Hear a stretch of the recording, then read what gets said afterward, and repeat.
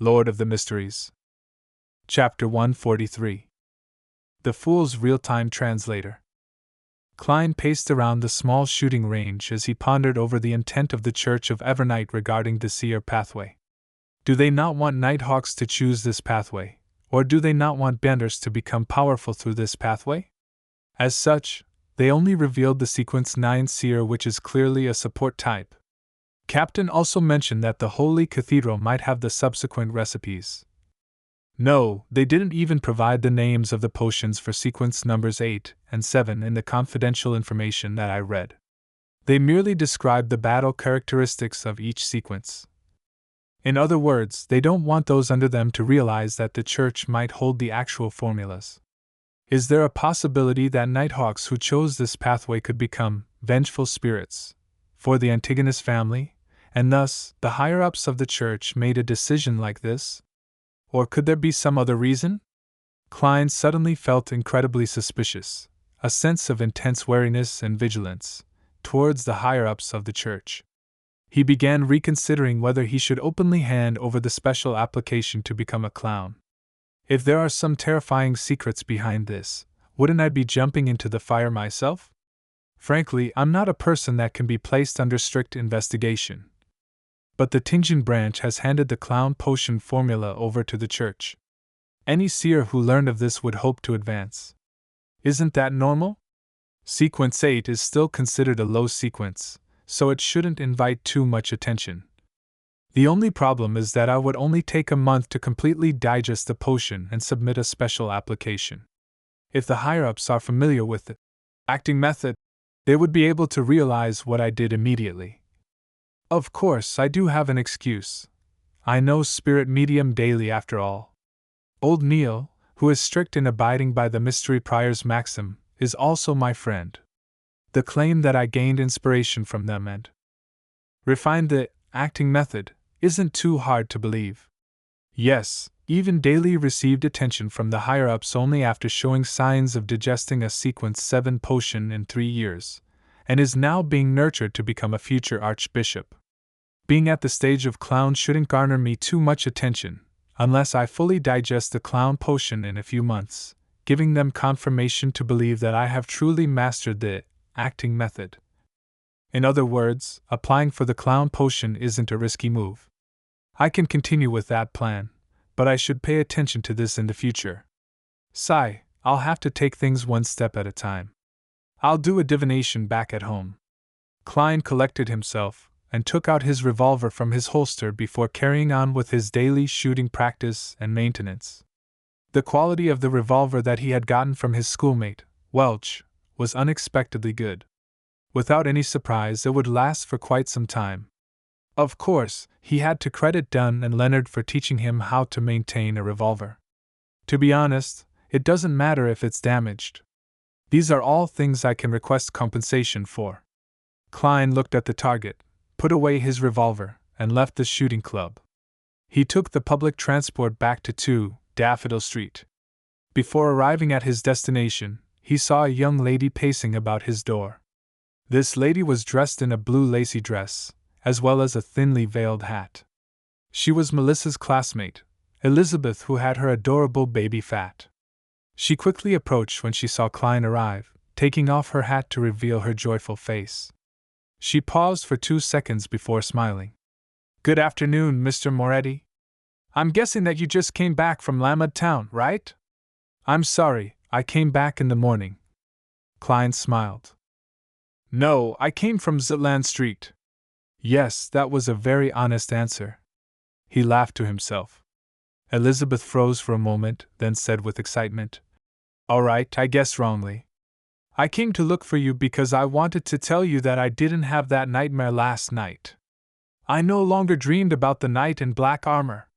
This was exactly the same as the result of your divination. Of course, that wraith was completely purified by sealed artifact 3-0782. I couldn't channel his spirit even if I was there, much less your dream." Klein laughed and replied gently, "I'm happy that you're freed from your troubles. I'm also very satisfied with my divination yesterday." Thank you once again." "All right, I have to go now. I still have lessons in the afternoon. Bye-bye, Mr. Moretti. I'll visit Melissa when I have the time. Elizabeth left joyfully, renting a carriage by the side of the road. As the carriage began to roll forward, she smiled and thought proudly, Melissa definitely doesn't know how great her brother is. It seems as though my explanation just now was useless. Young ladies would rather trust their intuition and the truths made up in their minds. Klein saw Elizabeth board the carriage and open the door to his house. He made his way to his room. He rested for a while before he began to consolidate everything that had happened over the past week, including the questions he had yet to resolve. After completing the task, he burned his notes, took out his pocket watch, and opened it. 2:30? There's another 15 minutes left. Seeing that he still had time, Klein put on his oldest suit and headed to Smyron Bakery at Iron Cross Street to buy a cup of sweet iced tea from Mrs. Wendy. He drank his beverage as he returned, then sealed his room with a wall of spirituality at 15 minutes to 3. He then took 4 steps counterclockwise and entered the world above the gray fog. In the quiet, ancient palace, Klein conjured a piece of goatskin and wrote down a divination statement. I should obtain the clown potion through the Nighthawks. He put his pen down and untangled the spirit pendulum on his wrist. He grabbed the pendulum firmly with his left hand, allowing the topaz to be suspended right above the piece of paper. He recited the statement 7 times. His eyes darkened and the pendulum in his hand started to turn. It turned clockwise. It's a positive answer, so it's appropriate. But it'll be hard to say for the sequences after clown. I should seriously develop my tarot club. Klein did another divination to confirm the answer. After this, he used his hand and pressed down on the dark red star representing the sun. He wanted to bring the youth from the City of Silver in early and ask if he revealed whatever had happened in this world to the 6-member council. If he hadn't, then Klein would give him a better way of knowing what time the gatherings would start. In a room of the Berg household in the City of Silver, Derek sat silently by the side of his bed, waiting for the fool's summoning. In order to avoid being near anybody, he didn't even go out of the house after he returned. He had nearly finished all the food in his room. Bearing with the hunger and hearing the growls of his stomach, Derek felt as though he was a living corpse roaming around on a dark plain. However, he remained silent nor did he stand. At that moment, he saw a dark red color spread in the air, quickly swallowing him. The gray, boundless, cold, lonely world appeared in his field of vision once again. Seated at the seat of honor, the fool, who was obscured by the thick fog, presented himself in front of him once more. Klein was satisfied that his summoning wasn't interrupted. He also confirmed that he didn't face any immediate danger. Son, we meet again, he said smilingly, using Jotun. Derek was shocked by what had happened. He lowered his head. You are a fool who keeps his word. The other members will arrive in a while. Before that, I'll confirm a few things with you first. Klein used the loan language this time, but willed the mysterious space to translate it into Jotun. The words rang through the air, coming to Derek in Jotun. He asked curiously, What's the matter? Well, now that I've gained a certain degree of mastery over Jotun, the mysterious space above the gray fog can translate whatever I say in real time. This means that I won't have to worry about justice and the hanged man not understanding whatever son says. Sigh, why does a boss like me have to work so tirelessly? Klein pinched the bridge of his nose. He laughed and shook his head. I'll permit you to recite my name. Remember the incantations I'm going to tell you. The fool that doesn't belong to this era, the mysterious ruler above the gray fog, the king of yellow and black who wields good luck. Derek's pupils constricted when he heard that, but he didn't dare to get distracted. He recited it over and over again in his heart, then confirmed it with the fool. You have to use a simple ritual and recite my name whenever you return to the City of Silver.